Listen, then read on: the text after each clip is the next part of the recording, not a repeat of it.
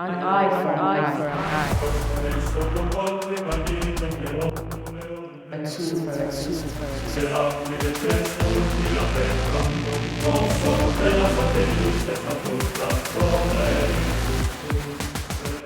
So what happens when a man that cannot see commits a sin?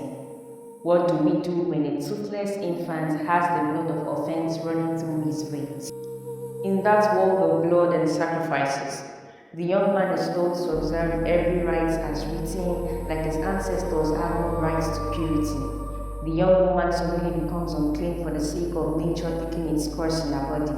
Even the dead commits a grievous deed by dying in the arms of the loved ones, but the impurity of the dead becomes an abomination to the skin of the living. Now, of an eye for an eye, a life for a life.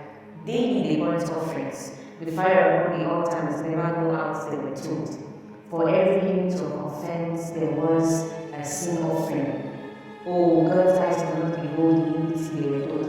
Frequently they were made to give guilt offerings, for the guilt of their own sins weighed so much upon them.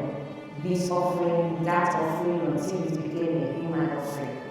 Like an animal, he was dragged to their altar of sacrifice, but first through men whose lips were soiled in lies, men whose hands itched for every slice of slap they could give, and just like that, they began to say chants that were meant for only criminals. Oh, they thought they were salvaging this chance to live by chanting the release of Barabbas. Little did they know that they were all parts of the plan. Oh, for the sake of men that gave no hoots about his wails or pain, he gave up his last faith of hope. Silence, heard through the walls of the ones mourning for him.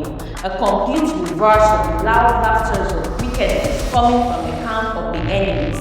They mocked him even more after burying him in the tomb behind the road stone. The folly of their hearts caused them to think of the possibility of the dead escaping, so they would rather die with guards than lose guards in the cave. They roared in happiness, mimicking his claim to be the king of the Jews. But I bet that there was a louder noise in the grave, the voice of the devil's shame, the regret for the dead stinging from the frail, and the screams of already lost battle. Who can battle with this risen one? Not death, nor the grave, not the guards, nor the stone. I present to you the lamb that came back to life, the only sacrificial lamb that defeated death. He took a walk from the tomb and made the guards fret. I raise you the most innocent man, the one who came for the redemption of generations unborn. He became the sin offering and guilt offering, so that we may freely give burnt offerings in the corners of our rooms, and our hearts will be set on fire for him, not as fumes, but as sweet smelling fragrance that rises unto the heavens. He took the altar from the tabernacle and brought it to the secret place of those that believe in him. So there will be no fear of approaching the holiest place of the temple, because that now dwells in us. Now I raise you a generation of them that live in the reality of the victory won.